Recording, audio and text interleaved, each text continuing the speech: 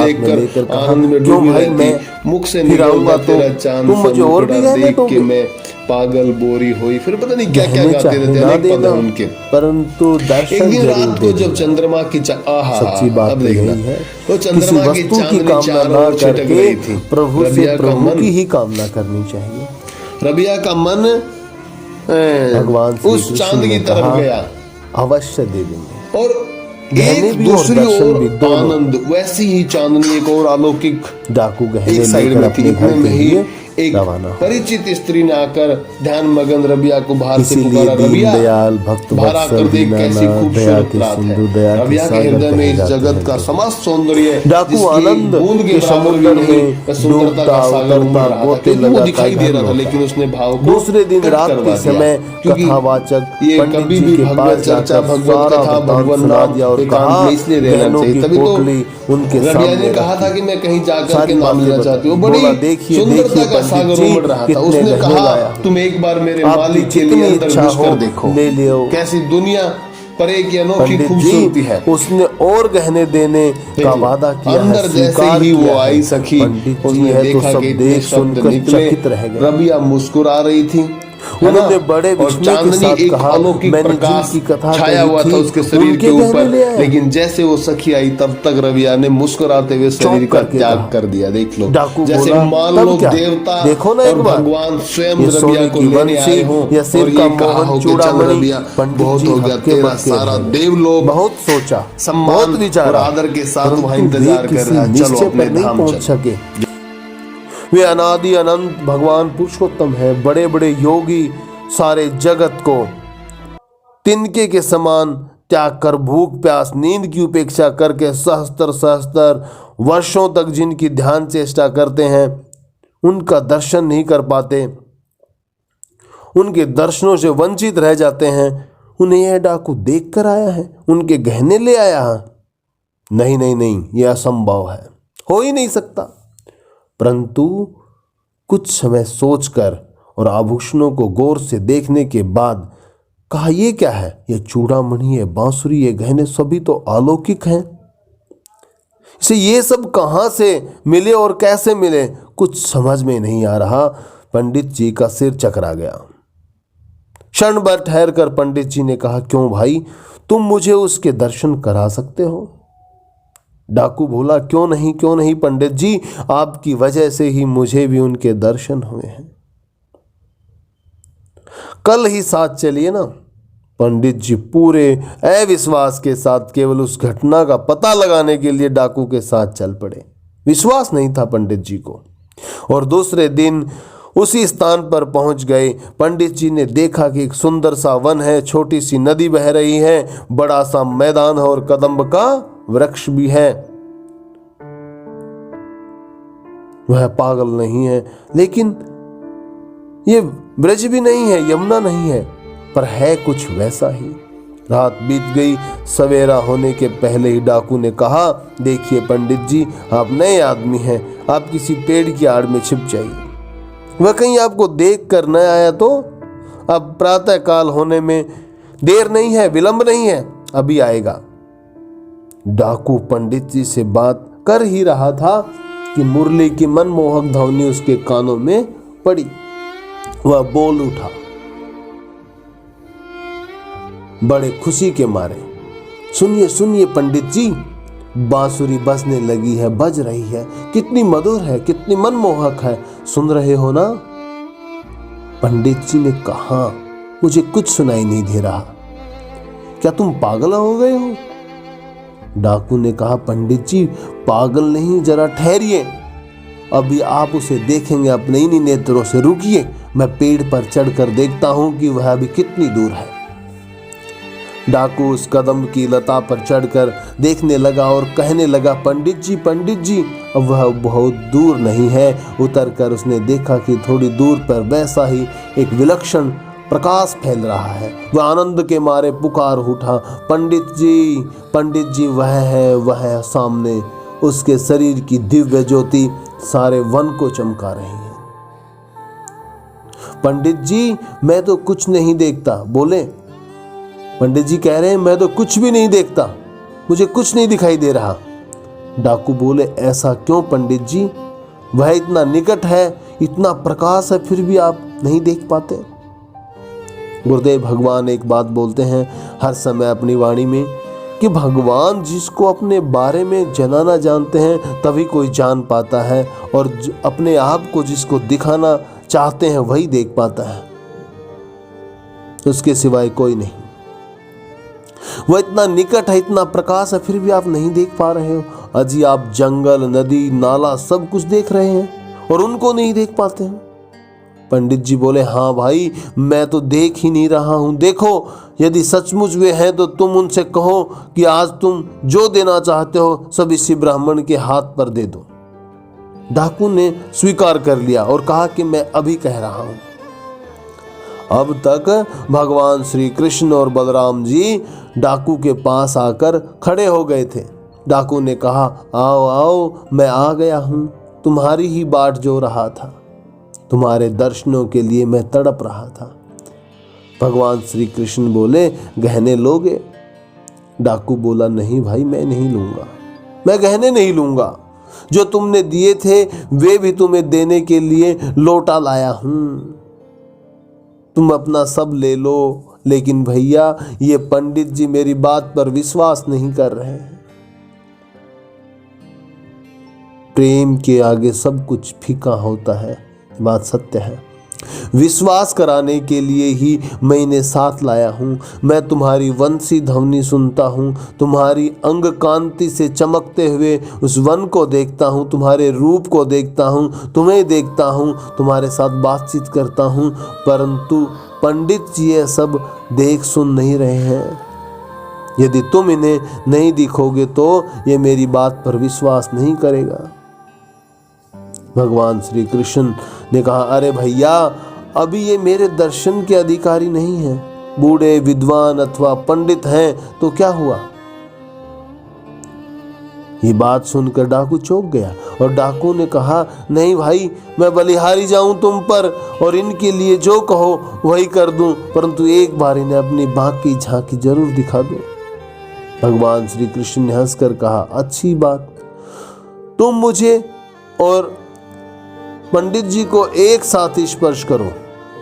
डाकू ने ऐसा करते ही पंडित जी की दृष्टि दिव्य हो गई। उन्होंने मुरली मनोहर, पीतांबरधारी श्याम सुंदर की बाकी झांकी के दर्शन किए और फिर तो दोनों निहाल होकर भगवान के श्री चरणों में गिर पड़े और भगवान की वंदना करने लगे और अपने नेत्रों से भगवान के श्री चरण कमलों का अभिषेक करने लगे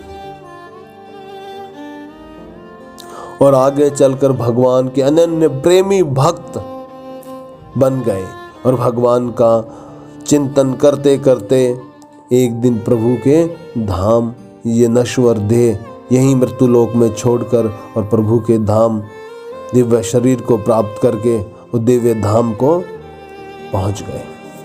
जय जय श्री हित हरि वंश।